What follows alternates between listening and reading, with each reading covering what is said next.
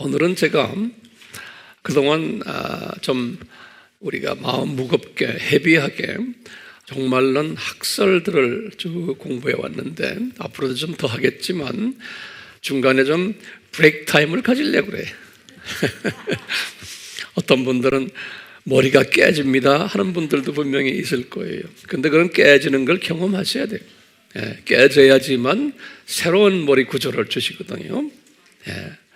그래서 그동안 우리가 배운 모든 이런 것들을 우리 실생활에 한번 적용하는 시간을 가지려고 해요. 적용이 여러 분야에 있지만 오늘은 특히 상당히 중요한 부분을 우리가 한번 적용을 해보려고 해요. 그래서 노트 정리를 잘 해주시길 바라요. 그래야지만 여러분들이 또 이제 또 가르칠 수 있으니까. 요새 유튜브를 보면은 우리 알다시피 기독교계가 이 소위 예수를 믿는 사람들 중에 이 어떤 몇몇 이슈들 때문에 사분 오열된다 그러죠. 이런 일들이 일어나고 있어요.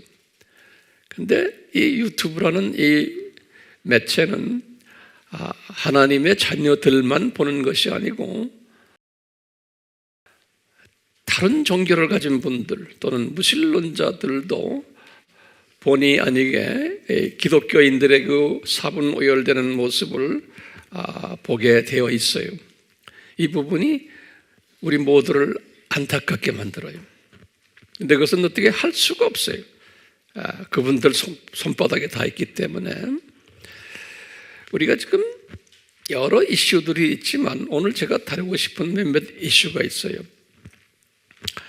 그 이슈들이 어떤 것들인가 하면은 첫 번째는 이 광화문 이슈예요. 광화문 이슈. 또는 코비드19에 관계되는 예배와의 관계되는 이슈예요. 영상 예배 또는 대면 예배, 비대면 예배에 관한 이슈들이 우리 기독교 교회에서 뜨겁게 지금 열을 올리고 있어요. 그 나머지 이슈들은 뭐 그냥 남북 간의 이슈들, 우리 기독교인들 간에 다른 생각들을 가지고 있는 분들이 많아요. 한미 동맹이니 또는 한중 관계니 또는 현 정권에 관한 이런 모든 그 이슈들을 웹사이트에서 유튜브에서 특히 기독교인들끼리 서로 의견들 나누면서 어떤 분들은 뭐 감정까지 높여서 의견 보여주고 또 목회자들 사이에서도 그런 걸 가지고서 나름대로 열심히 설교하는 분들도 있고 그래요. 그래서 이 시간에는 저희들이 한번요 광화문 이슈들을 한번 들여다보고 싶어요. 이 광화문 이슈를 이렇게 보면요, 제가 이렇게 보면 이 크리스찬들인데 이 세 가지의 부류의 크리스찬들이 있는 것을 볼 수가 있어요. 첫 번째는 친광화문 팀들이에요. 두 번째는 중도 광화문 팀들이 있어요. 중도. 세 번째는 반대하는 반광화문 팀들이 있어요. 이 세 팀들을 한번 우리가 분석을 좀 해보고 싶어요. 나도 그렇고 여러분들도 그렇고 분석하셔야지만 주변에 또 분들에게 이것을 같이 나누면서 분석을 하고 이 분석을 한 다음에 이것을 우리가 어떻게 해석을 할까? 또 우리가 해석을 한 후에 우리의 노선은 어떤 노선으로 갈까라는 것을 좀 제시하고 싶어요.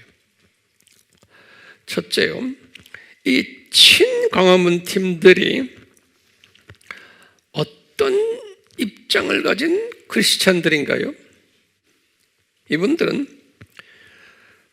현 정권을 주사파 정권으로 보는 분들이에요. 그리고는 용공 정치하는 사람들, 적화 통일을 도모하는 분들, 또는 낮은 단계의 연방제를 도모하는 분들, 또는 친북 정권자들, 또는 친중자들, 또는 반미자들, 또는 이분들은 반개신교, 특히 반복음주의 개신교자들. 근데 같은 종교인데 친로마 가톨릭, 친비복음주의 크리스천들, 또는 친불교, 게다가 또 이 지금 친광화문 팀들 이야기입니다. 이 친광화문 팀들은 이 정권이 사회주의 정권이다라고 또 보고 있는 거예요. 사회주의 정권이다. 또는 친노동조합 정권이다. 또는 친전교조 정권이다. 또는 반대기업 정권이다. 그러니까 친노동자 그룹, 이게 친통제사회 그룹도 이런 보는 거예요. 그러면서 이분들은 이 전교조나 용공 또 이런 사회주의자들은 거짓말을 밥 먹듯 하는 자들이다. 거짓말 해놓고 양심의 가책이 없는 자들이다. 이렇게 이제 보는 거예요. 더 심하게 보면은 사탄의 정권이다. 사탄 자녀들이다. 심하게 보면요. 그러니까 이분들은 일루미나티나 프리메이슨이나 또는 이런 교황권까지 제수잇이나 이런 팀들의 손아귀에 잡혀 있는 정권이다. 이렇게 이제 보는 거예요. 사람마다 좀 차이가 있지만, 그렇기 때문에 이 정권을 그만두면 안 된다. 이분들 그만두면 우리나라가 머지않아 적화 통일이 되고 공산화될 가능성이 대단히 많다. 그렇기 때문에 이 정권을 우리가 힘을 써서 물리적으로 물리쳐야 된다라고 보는 사상을 가진 분들이, 다는 아니지만 이런 사상을 가지고서, 그래서 거기서 이제 더 나아가서 이런 운동을 하려면은 지도자가 필요한데, 이 지도자가 전 아무개 목사님이다라고 보는 거예요. 그래서 이분이 총사령관이다. 또 어떤 분들은 이분은 나치에 반항을 했던 본헤퍼다. 그래서 본헤퍼가 나중에 사형당했지만 39살의 젊은 사람이에요. 또는 전 목사님은 이 시대의 모세다라고 보는 분들도 있고, 또는 선지자다 이 시대에, 또는 어떤 분들은 이 시대의 주기철 목사님이다, 또는 손양원 목사님이다, 또는 이 시대의 이승만 같은 사람이다. 여러 가지로 표현들 해요. 이 웹에 보면요. 네. 그렇기 때문에 이 정권을 무너뜨리려면 이 지도자를 앞장 세워서 우리가 행동화해서 이 정권을 무너뜨리는데, 기독교가 주체가 됐지만 타 종교 분들도 또는 무신론자들도 이 전 목사님을 모시고 우리가 나라를 살려야 된다라고 믿는 사람들이, 이 광화문 팀들이, 친광화문 팀들이 가지고 있는 국가 간 세계관, 가치관 또는 믿음관이라고 그럴까요? 또 한편 우리가 다른 팀을 좀 봐요. 이 중도 팀들을 좀 봐요. 중도 팀들. 이 중도 팀들은 광화문 팀들의 입장을 동의해줘요. 당신들의 입장이 맞다. 나도 동의한다. 그렇지만 중도 팀들은 물리적으로 정권 무너뜨리는 일에는 동의하지 않는다라고 보는 그룹들이에요. 왜냐하면 이것은 비성서적이다라고 보는 거예요. 물리적으로 국가의 지도자를 또는 그 정권을 무너뜨리는 것은 비성서적이다라고 보는 거예요. 그러면 어떤 측면에서 비성서적인가라고 할 때 예수님을 보십시오 그러는 거예요. 예수님이 소위 로마 악한 황제들이 있었을 때 사역을 하셨는데 예수님이 이 로마 정권에 대해서 물리적으로 무너뜨리라는 말씀 하신 적이 없다. 그리고 본인이 그런 삶을 살지 않았다라고 보는 거예요. 예수님이 그게 첫 번째 이유예요. 두 번째 이유는 구약을 한번 봅시다. 구약 시대의 하나님의 백성들의 이스라엘이 애굽이라는 나라에 핍박을 받았어요. 그럴 때마다 그 애굽의 왕들, 바로 왕이라죠. 왕들 여호와께서 예수님께서 임명하셨다. 그래서 그렇게 악하게 노는 것도 바로 왕의 마음을 완악하게 하신 것도 예수님이었다 그러는 거예요. 출애굽기 4장 21절에 예수님의 뜻을 이루시기 위해서 그걸 사용하신 것뿐이에요. 또 선지자들을 봐라. 이스라엘 사람들이 창조 목적에 위배했기 때문에 그 훈련을 시키시느라고 아수르라는 나라에 가서 어려움을 당하게 하신 것도 하나님의 여호와의 뜻이고 선지자들이 구약의 선지자들이 유명한 이사야, 예레미야 쭉 선지자들이 아수르 제국의 반정부 운동을 그런 거 하질 않았다. 그런 나라에 어려움을 당할 것을 예언을 했지. 그 나라가 우리를 괴롭게 할 때 우리가 반정부 하자라고 그렇게 예언한 예언자들이 없다는 거예요. 우리를 훈련시키기 위해서 하나님이 지금 그걸 쓰고 있는 것뿐이지. 똑같이 그랬어요. 바벨론 나라도 똑같은 거예요. 586년이죠. 주전. 바벨론도 하나님의 자녀들을 훈련시키기 위해서 느부갓네살이라는 왕을 세워가지고 하나님의 자녀들을 어렵게 만들었단다.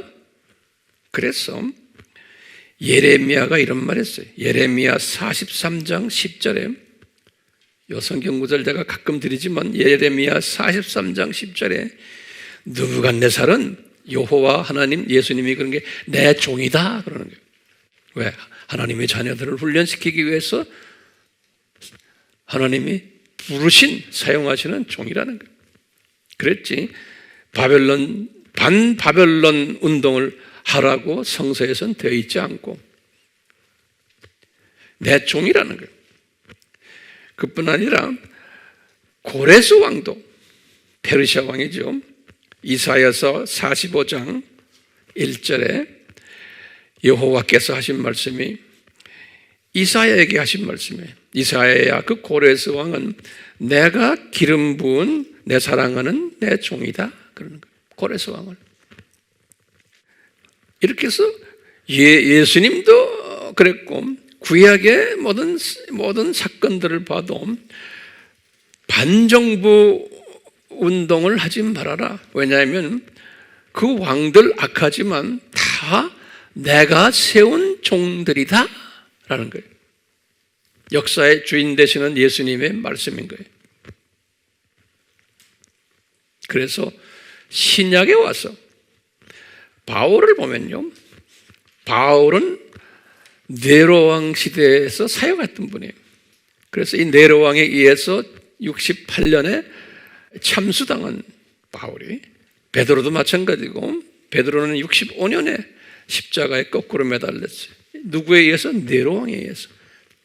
그런데 바울의 그 가르침에 보면은 우리 항상 보죠. 로마서 13장 1절에서 3절을 딱 보면요, 바울이 로마에 있는 기독교인들에게 하시는 말씀이 모든 권세는 하나님으로부터 나왔다는 거예요. 그렇기 때문에 이 권세를 거역하는 것은 하나님을 거역하는 자고 저주를 받게 된다는 거예요. 이런 말까지 하셨어요.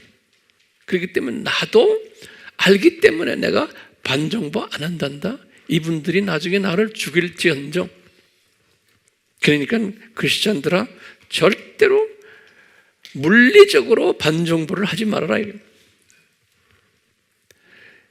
바울이 디모데에게도 이런 말씀이에요. 디모데전서 2장 2절에, 또는 디도에게도 디도서 3장 1절에서 3절에, 그러면서 그 악한 왕이라도 네로 왕을 위해서, 그 관리들을 위해서 기도해주고 그분들이 하는 걸 그냥 복종해라. 너희들을 핍박해도. 왜냐하면 그래야지만 평화스럽게 지낼 수 있단다. 핍박이 와도. 이런 말씀을 하셨어요. 베드로도 마찬가지. 베드로도 핍박 가운데 베드로전서 2장 13절에서 17절에 이런 베드로가 그러는 거예요. 인간의 모든 법령에 복종하라는 거예요. 권세 있는 왕에게도 복종하고 심지어는 존경하라는 거예요. 왜? 하나님의 뜻에 의해서 다 불리움받은 자들이라는 거예요. 그렇기 때문에 이런 그 성서적인 배경을 가지고서 지금 이 친광화문 팀들의 하는 행동에 그들이 가지고 있는 문제점을 지적한 것은 동의하지만 물리적으로 행동을 하지를 않는다는 거예요. 이런 성서적인 가르침 때문에. 그래서 그것을 그냥 편하게 말하면 중도파라고 그러는데 중도는 아니에요. 그렇지만 그냥 우리가 만들어 본 거예요. 제가 한번. 그렇기 때문에 우리는 뒤에서 광화문 팀들을 위해서 기도는 해줘야 돼요. 주님, 저분들 저렇게 나라를 사랑하고 또 교회를 사랑하는 분들이기 때문에 저분들 너무나 극우로 가지 않게, 저분들을 통해서 이 정권이 정신 좀 차릴 수 있도록, 정신 차리는 것도 엄밀한 의미에서는 성령님이 정신 차리게 해야 되는데 이 그룹들을 지금 친광화문 그룹들을 사용하셔가지고 정신 차리게 하실 수는 있잖아요. 그렇다고 해서 하나님이 지금 이 정권이 언제 시작해서 언제 끝날 것을 우리 예수님이 다 갖고 계시죠. 그렇죠? 그렇기 때문에 친광화문 팀들이 물리적으로 소리 지르고 뭐 하고 한다고 해서 그 기간을 단축할 수 있어요? 없어요. 그러니까 이 정권 무너져야 된다, 무너져야 된다 소리를 지르는 건 인간적인 생각이지 우리의 소원이지, 그것이 성서적으로는 그것이 가능하지 않다라고 보는 것이 지금 중도적인 입장을 가진 사람들의 입장이에요. 바울 시대들 봐도 로마 제국이 무너지기를 원했지만 심지어는 로마 제국이 이스라엘을 주후 70년에 무너뜨려 버렸어요. 그리고는 그놈의 제국 빨리 무너졌으면 하는데 안 무너지고는 476년까지 갔어. 476년이요. 그러니까 400년 더 갔어요. 주후 70년부터. 그러면서 엄청난 일들을 해왔어요. 그러면서 그 제국을 통해서 나중에 313년에 컨스탄틴에 의해서 기독교가 공인이 되고, 그러면 하나님 주님의 뜻이 계셨어요. 380년에는 데오도시우스에 의해서 로마 제국이 기독교화 돼버리고, 그러면서 로마 가톨릭이 거기서 나오고 정교회들이 거기서 나오고, 하나님의 큰 그림들이 있었어요. 근데 그 그림을 바울은 보았기 때문에, 바울은 그 그림만 본 게 아니에요. 그분의 편지를 보면은 예수님의 재림까지 다 봤어요. 그래서 바울의 그 데살로니가전서 4장 16절부터 쭉 보면 예수님의 재림 이야기 나와요. 그럼 바울은 큰 그림을 본 사람이에요. 구약의 선지자들도 엄청난 큰 그림을 봤어요. 그런 핍박 가운데, 바벨론 핍박, 아수르의 핍박 가운데 성령님께서는 그분에게, 이사야에게 특별히 뭘 보여줬냐면, 이사야에게는요, 곧 바벨론 사건이 있을 거고 아수르 사건이 있을 거고 바벨론 사건이 있을 건데, 그 외에도 예수 그리스도가 오실 것이고, 그분이 이사야서 53장에는 뭐예요? 십자가에 죽으실 것이고, 우리 다 알잖아요. 그거 다 본 거예요. 그뿐입니까? 이사야서를 쭉 보면, 우리가 이제 나중에 내가 자세히 또 우리 볼 기회가 있어요. 이사야서 보면 천년왕국에 대해서 자세하게 써 있어요. 천년왕국. 그러니까 이사야가요, 주전 700년 사람인데 긴 이 천년왕국까지 다 본 거예요. 그리고는 새하늘과 새 땅까지 다 본 거예요. 그러니까 이사야가 무슨 시각을 가졌던 거예요? 독수리 시각을 가졌던 분이에요. 그러니까 그 당시에 그 사회적인 문제만 본 분이 아닌 거예요. 바울도 독수리 시각을 가졌던 분이에요. 그 당시에 그 로마 정권 그것만 보고 반정부 운동을 한 분이 아닌 거예요. 큰 그림을 보면서 주님을 섬겼던 분이. 지금 우리도 그런 시각을 가지기 위해서 지금 오늘 이런 말씀을 제가 지금 나누는 거예요. 자, 광화문 팀을 볼 때 아까 보면 친광화문 팀, 그 다음에 지금 중도 팀들, 중도 팀들이 왜 중도 팀인가라는 것을 제가 성서적인 예를 들어서 말씀드렸어요. 저는 어떤 팀이겠어요? 저는 중도 팀이에요. 그렇다고 해서 친광화문 팀을 미워하는 게 아니에요. 그런 분들이 또 필요해요. 인간 역사 속에서 보면.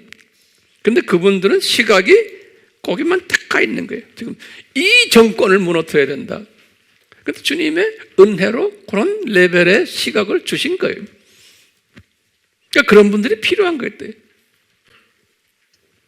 그러니까 이 큰 시각을 가진 사람들은 그런 분들을 위해서 기도해주고, 그렇죠? 그래야 되는 거예요. 격려해주고, 이런 게 필요한 거예요. 절대로 비난하면 안 되는 거예요. 얼마나 이뻐요. 내가 볼 때 이뻐요. 그 마음씨들이 얼마나 이뻐요. 그런 분들이 그런 이쁜 마음을 가지니까 이 정권이 겁을 내는 게 그런 사람들 겁내는 거예요. 우리 같은 중도팀들을 겁 안 내요. 우리를 우습게 알죠. 그렇지만 겁 집어먹는 거는 그분들을 향해서 겁을 집어먹는 거예요. 그러면 세 번째 그룹이 있어요. 광화문을 볼 때 반광화문 그룹들이, 기독교인 중에서 제가 지금 이야기하는 겁니다. 기독교인 중에 반광화문 그룹들이 있어요. 예. 이 그룹들은 어떤 그룹들일까요? 기독교인인데, 이분들은 기독교인이라는 것은 제가 항상 우리가 종말론을 볼 때 뭐냐면 무천년주의도 있고 역사적 전천년주의도 있고 또 뭐예요? 세대주의도 있는 사람들이 기독교인이라는 건. 지금 광화문 팀에도 이 세 그룹이 있고, 지금 이 중도 팀도 이 세 그룹이 있고, 그렇죠? 그 다음에 지금 반광화문 팀도 보면 기독교인들 이 세 그룹이 있어요. 이 세 그룹이요. 네. 요 세 그룹인데 이 사람들은 어떻게 생각하냐면 기독교를, 이 복음을 윤리, 도덕, 우선주의로 보는 분들이에요. 다시 말하면 복음주의자들인데도 인본주의적 시각으로 복음을 보고 교회를 보는 거예요. 그러니까 인간 책임 우선주의자들이에요. 이 말은 뭐냐면요, 전광훈 목사님이 기독교인이지만 이분 말하는 걸 보면 막말하고 도대체 윤리 도덕 면에서 보면 별로야. 심하게 보면 저 사람 좀 영적으로 문제 있어까지 보는 사람들이에요. 그러니까요, 기독교를 그런 윤리적 차원에서, 도덕적 차원에서 인간이 됨됨이가 안 된다, 또 입이 거칠다, 행동이 거칠다, 심지어는 우리 전 목사님이 큰 실수를 했어요. 무슨 실수였냐? 하나님 너 죽어, 뭐 이런 식으로 말했다 그러죠. 예. 그것만 딱 잡아다가 말하면 그건 이단 중에 이단이요.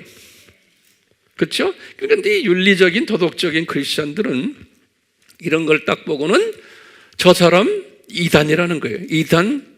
거기다가 이분이 한기총을 하면서, 한기총이 뭐였냐면은 소위 이단이라고 말한 몇몇 팀들이 있는데 그 사람들을 한기총 회원으로 받아주고 한기총에 또 중요한 직책까지 줬어요. 예, 내가 볼 때는 글쎄 황 목사님 입장, 내가 볼 때는 이단이 아니에요. 이단이 아닌데 정치적인 뭐가 좀 있고 이해관계가 있어가지고 그 이단 간별사들이 이단으로 만든 사람들이에요. 예. 이런 사람들을 이제 전 목사님은 우리가 이 사람 살려야 되겠다 해서 살려줬는데 그걸 살렸다고 또 막 반대하는 사람들이 있는 거예요. 그러니까 그러니까 이걸 뭐라고 하냐, 이단 옹호자다 이렇게 말하는 거예요. 예. 그 성서에는 이단 옹호자라는 말은 없지만 하여튼 그렇게 만들어가지고 이 지금 반광화문 하는 사람들을 소위 지지 안 하는 거예요. 그러고는 이제 유튜브에 보면 그것 때문에 이 광화문 팀들을, 특히 전 목사님을 또 지지하는 또 목사님들 여기저기 유튜브에 많이 나오잖아요. 이런 사람들과 이제 부딪히는 거예요. 부딪히는 거. 이분이 막말을 하는 중에서 우리 문재인 대통령을 뭐 대통령이라는 말도 안 붙이고 뭐 나중엔 그냥 뭐 좀 듣기가 거북한 말까지도 막 하고 이러잖아요. 그러니까 어떻게 목사가 저렇게 비도덕적이고 윤리적인 언행을 할까라는 이런 이쪽 부분에 대단히 그 감수성이 있는 그룹들이 있어요. 기독교인 중에서. 그렇죠? 예. 이런 그룹들이 볼 때는 전 목사님이 하는 것이 마음에 안 드는 거예요. 왜 그렇게 하느냐? 예. 이런 그룹들이 또 꽤 많아요. 예. 이런 측면에서 반광화문 팀들이 있는 거예요. 또 반광화문 팀들 중에서 소위 기독교인이라고 하는데 또 한 팀이 있어요. 지금 윤리 도덕적인 크리스천 말고 또 한 팀은 뭐냐면 이 팀들은 후천년주의 팀들이에요. 후천년주의 팀들은 뭐예요? 종교 다원주의 팀들이에요. WCC 팀들이에요. 이 팀들 엄청나게 많죠. 우리나라에도요. 이 팀들은 누구를 지지하는 팀들이에요? 기독교인이면서 지금 현 정부를 지지하는 팀들이에요. 이 사람들은. 근데 겉으로 보면 다 목사들이고 기독교인들이에요. 겉으로 보면 다 목사들이에요. 그리고 교회 가지고 있고 교단 가지고 있고. 그런데 이 그룹이 또 엄청나게 많아요. 그러니까 이 팀들이 그 사람 전 목사를 볼 때는, 광화문을 볼 때는 저 사람들 꼴통 보수다 그러는 거예요. 예? 그러면서 극우세력이다. 그것도 더 나아가서 민족 통일을 방해하는 놈들이다 보는 거예요. 더 나아가서는 반민족주의자들이다. 지금 이 정권이 남북을 통일시켜서 하나가 되려고 하고 전쟁 없게 하려고 그러고 화평하려고 지금 하는 정권인데 거기다 대고 왜 이렇게 난리를 지기느냐? 이렇게 보는 시각인 거예요. 자, 여러분들, 우리는 어떻게 해야 돼요? 이런 지금 상황 속에서 어떻게 해야 될까요? 자, 한국교회가요, 이렇게 지금 분열되어 있어요. 제가 아까 서론에서도 말씀드렸지만 이 분열이 우리 집안끼리만 하면 괜찮은데 이것이 외부에 다 지금 노출돼 버린 거예요. 예수 안 믿는 사람들에게까지. 그러니까 이 예수 안 믿는 사람들이 볼 때는 왜 이 기독교 팀들이 이렇게 분열이 돼가지고 서로 싸움질하고 목사들끼리 싸움질하고 거기에 댓글이 그냥 수천 개 막 나오고, 그러니까 이분들이 볼 때는 이 기독교가 이게 뭔가, 누가 와서 전도를 해도 이 기독교의 이런 추한 모습을 이 사람들이 보고 있으니까 전도가 잘 안 되는 거예요. 오늘날 지금 이런 상태에 우리가 있어요. 두 번째 이슈가 있어요. 제가 두 번째 이슈만 이야기하려고. 두 번째 이슈가 뭐냐면 코비드-19 이슈예요. 코비드-19 이슈 중에서 지금 이게 대면 예배, 비대면 예배 때문에 기독교계가 또 이렇게 서로가 분열이 돼 있어요. 얼마 전에 어떤 목사님이 유튜브에 이런 말을 썼죠. 내가 이제 그분은 참 말을 잘하는 사람이에요. 말을 잘하는 사람인데 누구라고는 내가 말 안 해요. 이분이 뭐라고 말했냐면 지금 코비드-19은 제2의 종교개혁이다 이런 말을 했어요. 그래서 보니까 반응이 대단해요. 거기에 동의하는 분들이. 이 종교개혁이라는 건 뭐예요? 종교개혁이라는 것은 이 로마 카톨릭이 소위 크리스천들이 우상을 섬겼기 때문에 그러는 거예요. 돈의 우상, 명예의 우상, 건물의 우상, 변질된 거예요. 이 창조 목적을 위배했기 때문에 때가 되어 소위 개혁자들이 나와가지고 그 우상을 넘어뜨린 거예요. 무너졌던 거예요. 그래서 거기다 대포를 쐈다. 이분이 이제 그런 표현을 했어요. 대포를 쏴가지고 그 아성을 무너뜨려 버렸다. 그러듯이 지금 500년 후에 오늘날 코비드-19이 이 시대에 대포를 쏜 거다. 어딜 향해서? 오늘날 교회의 우상을 향해서. 그 좋은 지적이. 그러면서 이제 이런 말씀 하셨어요. 그러면 오늘날 교회의 우상이 뭐냐? 교회 성장이에요. 대형 교회 만들고, 중형 교회 만들고, 건물 크게 짓고, 또 헌금 많이 걷어들이고, 11조 뭐 해라 해서 헌금 걷어들이고, 교회가 부자가 되고, 돈 사랑하는 목사들 교회가 되어버렸다는 거예요. 중형 교회도 그렇고 대형 교회도 그렇고. 그러니까 교회 성장 자체가 우상이라는 거예요. 그것은 많은 분들이 그런 말을 해왔었어요. 교회 성장 자체가. 왜냐하면 성장하면서 그 교회가 우상 섬기는 교회로 되어버리는 거예요.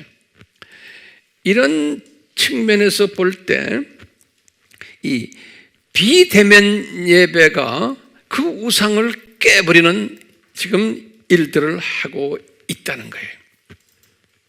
그래서 앞으로 비대면 예배가 이제 이게 하나의 정례화되면서 우리 하나님께서는 이 우상들을 무너뜨리지 않을까라고 보고 이미 이분에 의하면 이미 대포를 쏘셨다는 거예요. 거기에다 또 이제 이분 이야기는 아니지만 제가 거기에 또 있거나 또 많은 분들이 생각하는 게 있어요. 이렇게 우리나라의 교회들이 지금 어떻게 됐어요? 지금 교인들이 모이질 않는 거예요. 모일 수가 없는 거예요. 그렇죠? 소수만 모이고 그러다 보니까 헌금도 줄어드는 거예요.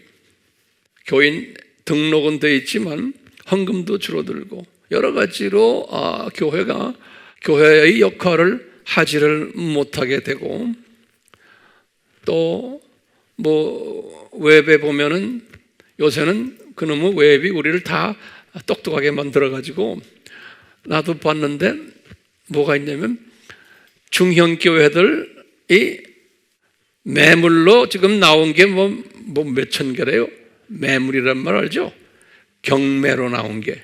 왜냐하면 교회를 지으면서 은행에서 돈을 빌렸는데 교인들이 헌금을 내질 않으니까 은행에 이자를 내는데 버거워지고 이래서 할 수 없이 은행이 얼마나 무서운 곳이에요.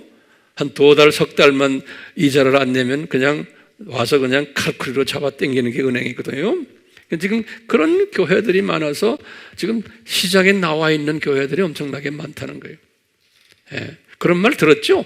뭐 여러분들 손바닥에 다 있어요. 예. 근데 이렇게 되면은 이 자동적으로 우상들을 이제 욕심을 낸 거죠. 교회를 크게 짓는 것은 교인 많이 모이고 헌금 많이 걷고 또 나름대로 선교일도 많이 하고 하나님 일 많이 하기 위해서 좋은 의미에서는 그렇잖아요. 근데 이게 하나님이 때가 되어서 이것을 무너뜨린다는 거예요. 욕심을 너무 내가지고. 이것 때문에 돈이 안 들어오니까 선교비도 내지를 못한다는 거예요. 그래서 지금 국내 교회 문제만이 아니고 이 국내의 교회 문제가 지금 해외의 한국 선교 필드에도 이것이 불똥이 떨어졌다는 거예요. 그래서 선교사들이 선교비를 받지를 못하니까 이제 철수하는 선교사님들이 꽤 많아졌고 지금 이 본국에 그렇게 철수를 하고서는 와서 그냥 기다리는 선교사들이 상당히 많다는 거예요. 그렇기 때문에 이 해외 선교도 어떻게 해왔기에 그러냐? 왜 철수를 해야만 되느냐? 해외 선교도 돈으로 선교를 했기 때문에 그런 거예요. 돈으로. 돈 받아가지고 건물도 짓고 뭐 선교센터도 짓고 또 직원들 봉급 주고 하면서 돈으로 했기 때문에 하드웨어예요. 하드웨어에 투자를 쭉 해온 것이 선교이기 때문에 소프트웨어에다 투자를 안 했기 때문에 소프트웨어에 투자해 놓으면 돈이 안 가도 그 안에서 스스로가 자기네끼리 이제 자생력을 가지는데 그 자생력을 키워주지 않는 거예요. 예. 지금 선교지가 무너지고 있는 거예요. 그러니까 이 선교라는 게 보여주기식이 선교했기 때문에 금전만능적 선교를 했기 때문에 본국에서 선교비를 충당을 못하니까 이 그냥 무너져 버리는 거예요. 그렇기 때문에 이 대포를 얻어맞은 것이 본국만이 아니고 선교지도 대포를 맞았다라고 보는 거예요. 네. 이런 가운데요, 소위 후천년주의 기독교 그룹들은 이런 것을 어떻게 생각하느냐. 네. 교회가 이렇게 본국 교회도 어려움 당하고 또 해외 선교도 어려움 당하는 이 모습을 후천년주의 분들이 볼 때는 소위 다원주의자들이죠. 후천년주의 분들, 그분들 적그리스도 그룹으로 봐도 돼요. 이분들은 옛날부터 소리 지르는 게 있었어요. 이런 코로나 있기 전부터, 오래전부터, 뭐 수십 년 동안. 뭐냐면 대형 교회는 무너져야 된다. 대형 교회는 썩었다. 복음 장사꾼들이다. 대물림한다. 또는 복음 정치꾼들이다. 또는 무지한 교인들을 속여가지고 그냥 맹목적으로 순종케 만든다. 자기네 교회 목사님들을 우상시한다. 깨어나야 되는데 깨어나지 못하고 있다. 그러니까 하나님이 지금 이분들도 하나님이라고 그래요. 다원주의 사람들도요. 하나님이 지금 때가 되어서 손을 보고 계시다. 이번 코비를 사용해서 또 이분들은 선교를 그렇게 비난을 해요. 복음주의 선교를. 이분들은 어떻게 비난하냐면요. 해왔었어요. 그렇게 해외 선교하는 것들 다 보여주기식 선교한다. 한국교회가. 하나님께서는 이런 사람들을 통해 가지고도 우리에게 주시는 메시지가 많아요. 보여주기식 선교한다. 소위 무자격 선교사들 엄청 많다. 선교지에.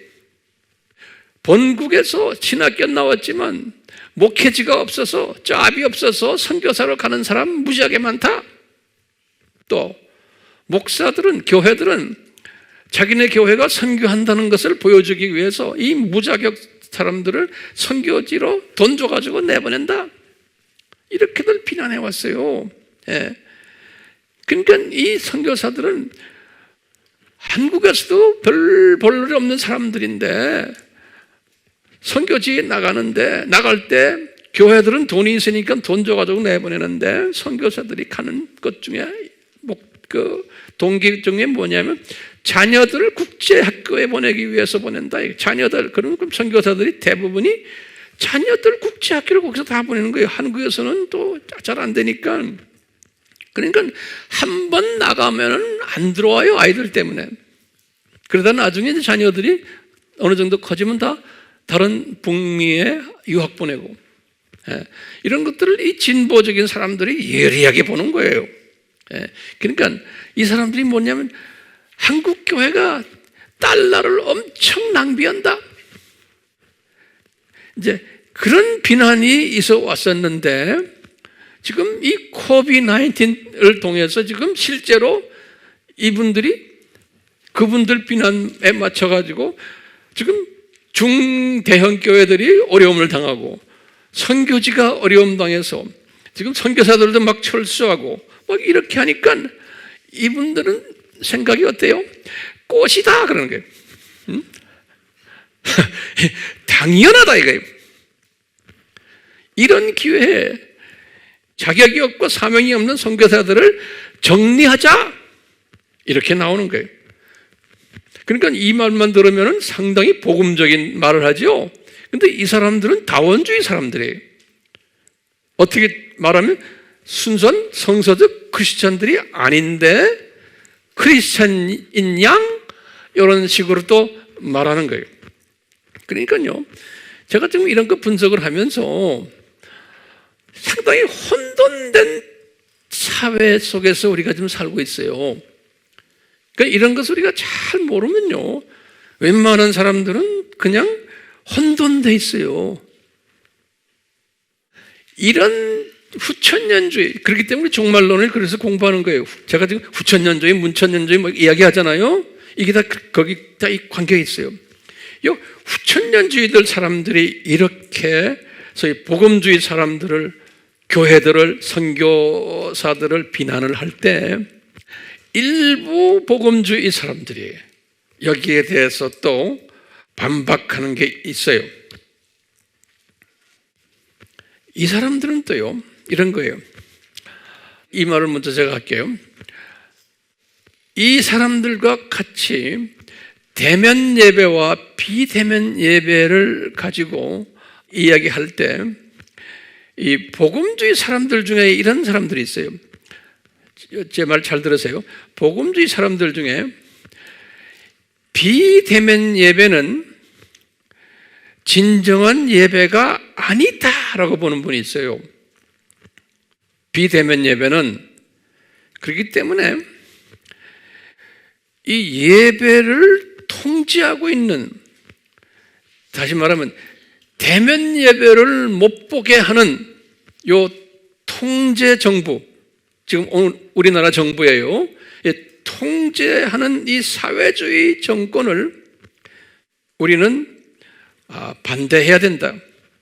그래서 우리는 반드시 이 대면 예배로 바꿔야 된다는 거예요.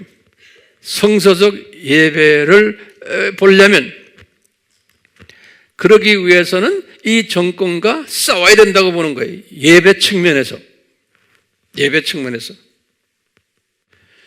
그렇기 때문에 우리는 최선을 다해서 이 예배를 회복하기 위해서는 대면 예배로 바꿔야 된다고 보는 거예요. 그래야지만 대형 교회나 중형 교회나 소형 교회가 살아난다는 거예요. 그리고는 이렇게 함으로써 선교지도 살아난다는 거예요. 왜? 대면 예배를 통해서 교인들이 다시 모이고 회복되니까 우리 선교지도 살려야 된다는 거예요. 이런 분들도 있는 거예요. 또 그전에도 말했지만 아니다. 이제는 비대면 쪽으로 하나님이 이끄신다라고 보는 분들도 있고, 또 한쪽은 대면으로 다시 회복해야지만 된다고 또 믿는 분들도 있는 거예요. 자, 그렇기 때문에요, 우리가 지금요, 같은 예수님을 믿는다고 하는 이 그룹들이 여러 갈래로 나눠져 있어요. 그래서 이번 이 기회를 통해서 광화문 이슈와 이 코비드-19 이슈와 이걸 가지고서 우리가 좀 몇 가지 좀 볼 필요가 있어요. 이제 우리가 한번 질문을 좀 던져봅시다.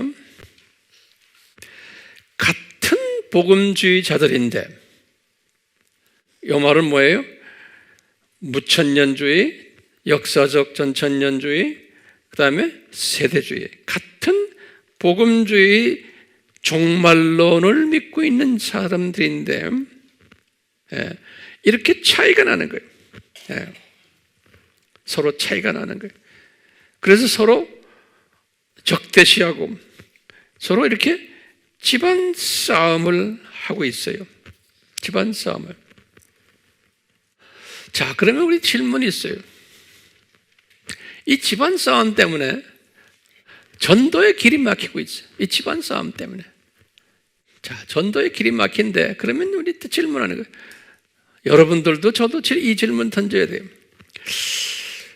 전지하신 하나님이 이렇게 분열할 것을 오늘날, 과거는 잊어버리시고 오늘날 우리나라만이 아니고 지금 다른 나라도 마찬가지예요. 분열할 것을 미리 아셨나? 이거 이제 우리가 한번 질문을 던져보는 거예요. 다른 질문은, 그러면 아셨다는 말은 디자인하셨나 미리? 아니면 이것은 어디까지나 인간 자유의지에 맡기셨나? 그러니까 인간 자유의지에 의해서 이런 문제들이 야기되었나? 인간 책임 때문인가? 여러 가지 우리가 이제 질문을 던질 수 있어요. 거기에 대한 해답은 내가 나중에 드리려고 그래요. 두 번째 질문은, 전능하신 하나님이 왜 이 분열을 막지를 않으시는가? 왜 이 분열을 그냥 방치하는 것처럼 우리에게 이렇게 보여주시는가? 이것 때문에 비신자들에게 우리가 지금 부끄러움을 당하고 있는데, 우리 부끄러운 부분을, 우리의 치부를 왜 이렇게 노출시키게 하시는가? 왜 저지시키지 않으시는가? 이 질문이에요. 자, 이런 질문을 던져놓고 제가 이제 결론적인 말씀을 좀 드릴 텐데, 굉장히 중요한 이제 부분이에요. 제가 이제 이렇게 말씀을 묵상하면서 이 문제를 가지고 제가 이렇게 묵상하면서 우리 하나님의 자녀들은 이 문제를 지금 우리가 가지고 있는 오늘날 가지고 있는 이 문제들을 어떻게 소화해야 되느냐예요. 비기독교인들은 제쳐놓고 소위 복음주의적인 하나님의 자녀들이 저나 여러분들이에요. 이런 다양한 지금 문제점들을 시각이 다 다른 거예요, 서로가. 이것을 어떻게 소화하고 해석해야 되는 거예요. 그럴 때 저는 이런 생각이 나요. 제가 항상 이야기했죠. 7가지 깨달을지언정, 기억나세요? 그 7가지 깨달을지어다. 이 부분이 약하기 때문에 이런 분열들이 일어난다고 저는 보는 거예요. 이 부분이 기독교인들인데 요 7가지 깨달을지언정이 이 부분이 훈련되지 않았거나 이 부분이 약하거나 이 부분을 묵상하지 않거나 삶에 적용하지 않기 때문에 거꾸로 뒤집어서 말하면 이 부분을 다시 적용하고 묵상하고 적용하고 외우고 이렇게 하라고 이런 잡다한 그 다양 분열을 우리에게 보여주지 않나 보는 거예요. 자, 그러면 도대체 이 7개 다시 봐요. 첫 번째가 뭐예요? 첫 번째 깨달을지언정은 뭐예요? 하나님이 누구신가? 이 부분을 우리가 철저하게 알고 있어야 돼요. 이 하나님 하면 누구신가 할 때 제일 먼저 이야기하는 게 삼위일체, 기독교는 삼위일체 하나님이에요. 이 삼위일체 하나님 그냥 말로만 들었지만 이 삼위일체 하나님 속에서 이 삼위께서 하시는 역동적 관계를 우리가 잘 알고 있어야 돼요. 그건 묵상하고 삶에 항상 적용해야 돼요. 이 삼위 하나님은 같은 동위, 동등하시지만 인격체가 달라요. 그래서 삼위라고 그러는 거예요. personality. Three persons in one God. 그러죠? person이라는 건 personality, 인격이라는 소리예요. 인격체가 서로 다르면서도 서로 동력 사역을 해요. 하나가 돼가지고 협동하시고 이 조화하시는 하나님이에요. 이 삼위 하나님은. 그렇기 때문에요, 하나님의 자녀들은 우리가 다 다양하게 창조되었지만 우리는요, 인정이 다르고 교단이 다르고 종말론이 다르고 성품이 다르고 하나님이 그걸 다 다양하게 만들어놨어요. 하나님의 자녀인데도 돼요. 나라가 다르고 인종이 다르고 언어가 다르고 다 다르게 해놨는데 이 교리가 다르고 교단이 다르고 종말론도 다르고 다 다르게 해놨잖아요. 그러면서 우리가 삼위 하나님을 딱 보는 게 이렇게 다르면서 이것을 잘 협동하고 조화하고 이 다양 속에서 하모나이즈 하는 거예요. 이 삼위 하나님이 그런 분이거든요. 다양 속에서 하모나이즈를 하는 그분이 우리 삼위 하나님이세요. 예, 이것을 깨달을 때는 우리가 지금 일어나는 광화문 사건들, 지금 이 코비 사건들, 이것 때문에 교회 안에서 다양하게 뭐 이런 말 저런 말 하잖아요. 이런 것은 다양한 건 당연히 있어야 되는 거예요. 다양한 건 당연히 있어야 되지만 하나님이 사랑하는 사람은 어떤 사람이에요? 이 다양한 걸 다 알고 있으면서 이것을, 그러니까 이건 지금 중요한 게 예수 안에서예요. 예수 안에서 다양한 사람들이에요. 그럼 종말론이 어느 종말론이? 무천년, 역사적 전천년, 세대주의. 후천년은 아니에요. 예수 안에서 다양한 거예요. 의견들이 달라요. 보는 시각이. 그것을 그대로 인정해주고 당연히 다르구나 라는 것을 인정해줘야 되는 거예요. 인정하는데 그것만 해주면 안 돼요. 하모나이즈를 해주는 사람이에요. 그러니까요, 이 다른 것을 알면서 하모나이즈 하는 사람이에요. 그게 예수 안에서 일치된 사람들이에요. 피스메이커예요. 그래서 예수님께서 우리 잘 아는 성만찬 끝나시고 아버지에게 기도하시는 장면 있죠? 요한복음 17장 11절에 요한복음 17장 11절에 예수님께서 아버지에게 기도하시는 장면, 이 유명한 말이에요.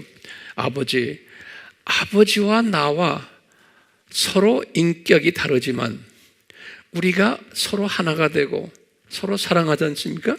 그런데 그렇듯이 지금 이 제자들, 지금 이 성만찬 끝난 그 당시에 11제자죠. 이 제자들도 서로 하나 되게 하시옵소서. 그러는 거예요. 그런데 보세요.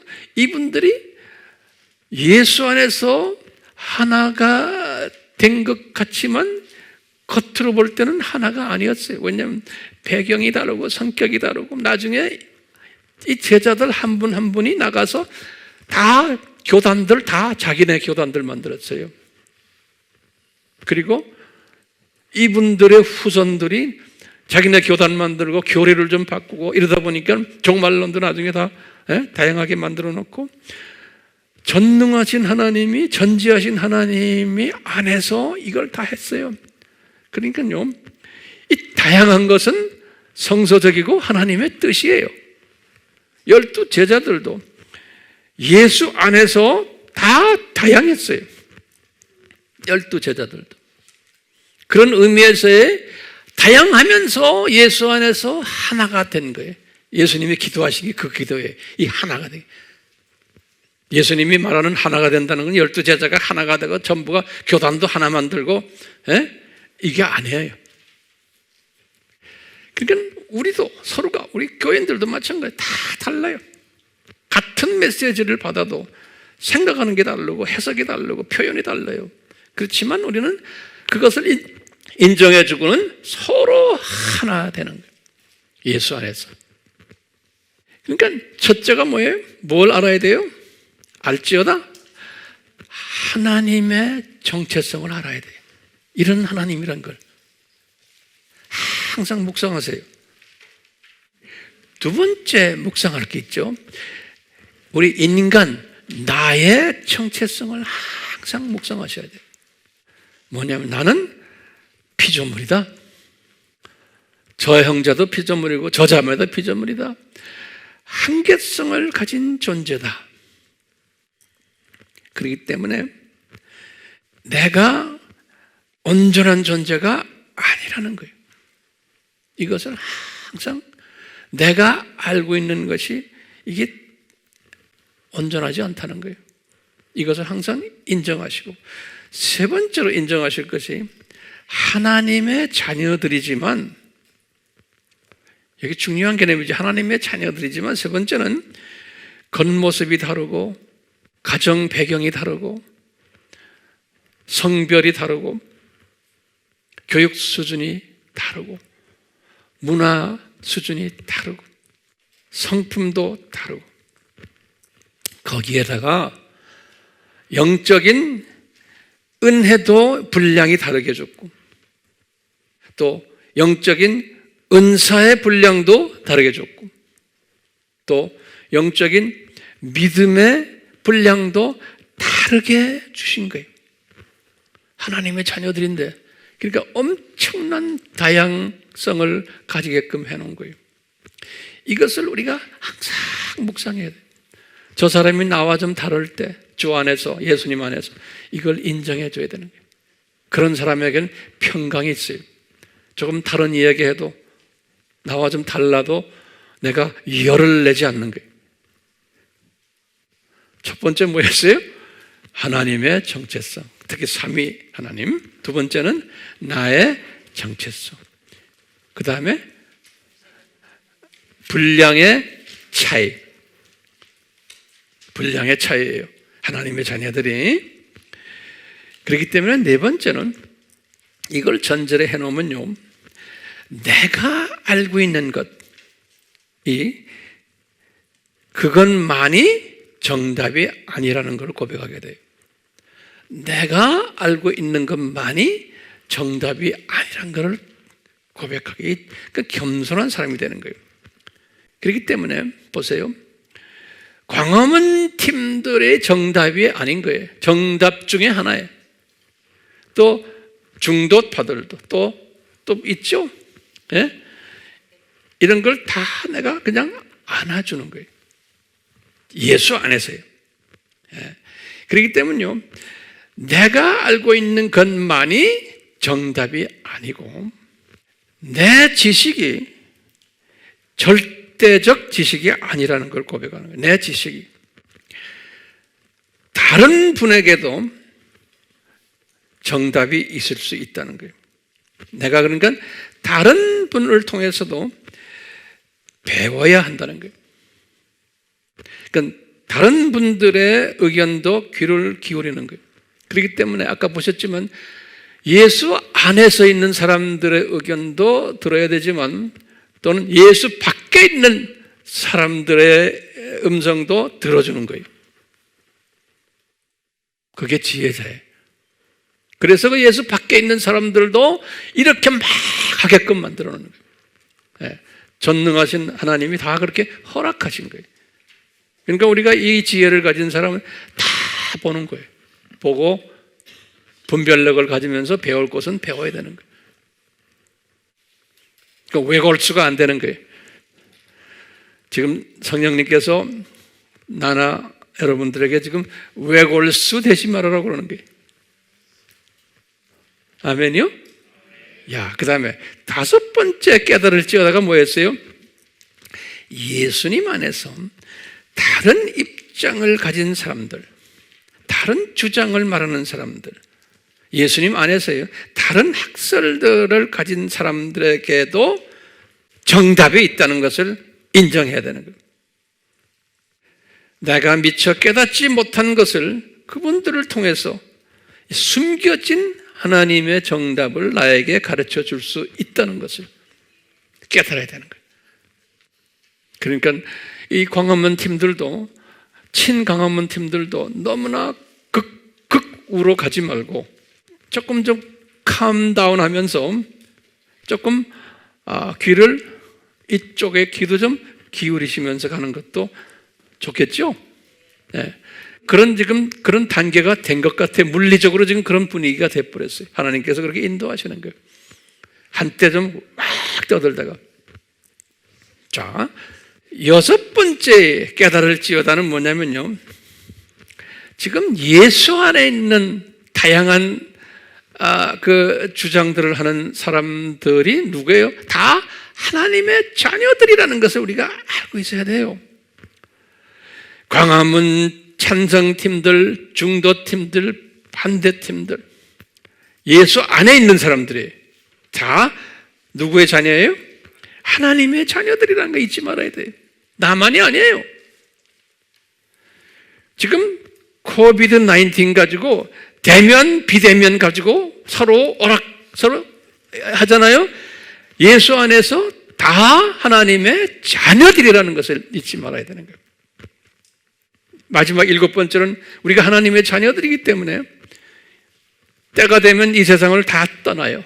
그래서 저 세상의 갈터인데 거기 가서 하나님의 자녀로, 한 형제로, 한 시민으로 영원히 창조 목적 파트너로서 삼위 하나님께 예배드리고 경배드리고 영광 드리는 이런 존재라는 것을 항상 잊지 말아야 돼요.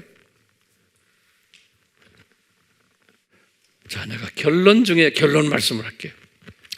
이제는 이 결론이 굉장히 중요한 결론이고 이 부분을 우리가 잘 깨달아야 돼요. 자, 뭐냐면요, 이 7가지 지금 이 깨달을지어다, 이것은 우리가 평생 그 순서대로 암기해야 돼요. 묵상해야 돼요. 그리고 우리 삶에 순종해야 돼요. 적용해야 돼. 순종하고 적용하는데 이것이 뭐냐면 넓은 의미에서의 내가 볼 때는 율법이에요. 그래서 오늘 본문 말씀이 이제 여호와 하나님이 예수님께서 모세를 통해 가지고 여호수아에게 말씀하시는 거예요. 여호수아가 이제 가나안 땅을 정복해서 영적 군사 사령관으로서 그분에게 가르쳐 주는 거예요. 여호수아야, 지금 예수님이 이렇게 말씀하신다. 너는 오직 마음을 강하게 하고 겁내지 말아라. 담대히 해가지고 모세가 내게 명한 이 율법을 잘 지키고 행해라는 거예요. 다시 말하면 이 7가지 이 큰 율법을, 이 넓은 의미의 율법이에요. 이 부분을 잘 지켜라네. 그러면서 그러는 거예요. 그 다음에 중요한 말이 있어요. 좌로나 우로나 치우치지 말아라는 거예요. 지금 오늘 이 문제도 지금 모든 이 광화문 문제, 코비 문제, 이게요, 이 우로 너무나 치우치거나 좌로 너무 치우치면은, 이게 안 된다는 거예요. 왜 안 되는지 제가 좀 이따 설명할 거예요. 그렇기 때문에 이 좌로나 우로 치우칠 확률은 우리 인간들에게는 상당히 많아요. 왜냐하면 우리 인간의 본성이 내가 좋아하면 내 좋아하는 쪽만 집중해서 보게 돼 있고 그쪽만 주장하게 돼 있고 반대편을 비평하거나 미워하게 돼 있어요. 우리 인간이. 그렇기 때문에 어떻게 하면 이 좌로나 우로나 치우치지 않을까요? 요 7가지 깨달을 진저를 항상 묵상하고 내 삶에 적용하는 사람이에요. 이걸 적용할 때 광화문 이 사건을 우리가 중도적인 입장에서 이렇게 볼 수가 있는 거예요. 그러면서 뭐 하느냐? 극우로 간 사람들을 잘 도닥거려주고 또 좌로 간 사람들을 잘 도닥거려주고 미워하면 안 돼. 그분들을 잘 가이드해주고 기도해주고 엔커리지 해주면서 생각을 조금이라도 이 센터로 가운데로 오도록 도와주는 거예요. 내가 도와준다고 해서 올 사람들이 많지가 않지만 그렇지만 그걸 노력하는 사람이에요. 그렇기 때문에요, 역사는요, 지금 오늘날 이 역사는 어떤 역사예요? 예수님의 재림을 향해서 가는 역사예요. 오늘날 우리 역사가요. 이거 잊지 마세요. 이런 상황 속에서 역사는 흘러가는 거예요. 전진해 가는데 역사에 기독교 안에서 이 예수 안에서 두 바퀴가 있는 거예요. 이 두 바퀴가 돌아가면서 지금 이 역사를 진행하고 있어요. 두 바퀴가 양바퀴예요. 이 양바퀴가 한쪽이 오른쪽 바퀴가 너무나 빨리 돌아가거나 왼쪽 바퀴가 기름이 없어도 잘 안 돌거나 하면 갈 수 있어요? 가긴 가는데 방향이 어떻게 돼가요? 방향이 삐뚤어 가는 거예요. 그리고 하나님이 원하는 방향으로 못 가는 거예요. 그렇기 때문에 이 두 바퀴가 균형을 맞춰가면서 지금 이 재림을 향한 이 역사로 가기 위해서는 이게 스무트하게 잘 가게 하기 위해서는 이 두 바퀴를 균형을 잘 맞춰줘야 되는 거예요.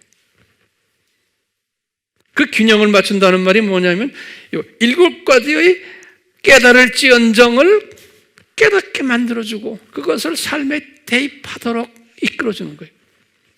이쪽 팀들에게도 또 이쪽 팀들에게도 니네들 하는 것이 정답일 수도 있고 아닐 수 있다. 너희들도 마찬가지다. 이렇게 해주는 거예요. 똑같이 이게 새가 말이죠. 우리는 독수리라고 그러잖아요. 독수리 날개가 보면 날개도 양날개가 있어요. 다 양날개. 이 양날개가요, 한쪽이 세고 한쪽이 힘이 없으면 이 독수리가 힘이 빠져가지고 좀 밑으로 내려오기도 하지만 또 방향도 제멋대로 딴 데 가요.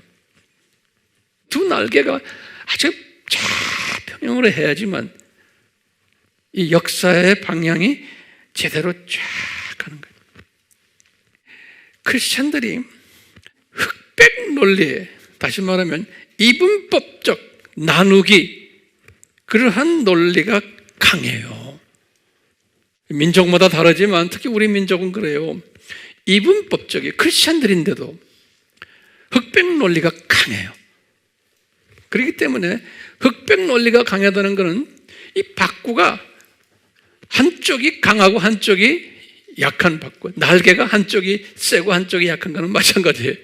그렇기 때문에 이게 제대로 가거나 제대로 날아가지를 못하는, 한쪽이 너무 강하면 날개가 이러니까 이게 뱅뱅 돌아요. 가지를 못하고. 박구도 그렇죠. 뺑뺑뺑 도는 거예요. 발전이 안 되는, 역사의 흐름 속에 역행을 하는. 그렇기 때문에요, 과거의 인간 역사를 보면은, 7,000년 역사를 보면은 이런 상황 속에서 항상 보면 이 두 바퀴를, 두 날개를 조종하는 그러한 사람이 항상 있었어요. 항상 있어 왔어요. 오늘날도 마찬가지. 우리도 이런 그 상황 속에서 여러분들 주변에 있는 사람들에게, 또는 이렇게 웹을 들여다보면서도 너무 한쪽 박구가, 한쪽 날개가 약하구나 강하구나 이걸 딱 보고 분별력을 가진 다음에 그분이 누군지는 모르지만 그분을 위해서 기도도 해주고, 또 주변의 사람들이 질문이 오면 이런 부분을 설명해 주면서 우리는 이 하모나이저, 피스메이커, 이 피스메이커를 하는 사람은 하나님의 아들이 된다고 그랬잖아요. 그뿐 아니에요. 이 역사를, 지금 주님의 재림을 향해서 가는 이 역사를 아주 멋있게 끌고 갈 수 있는 거예요. 문제없이. 그래서 형통케 하리라 그런 거예요.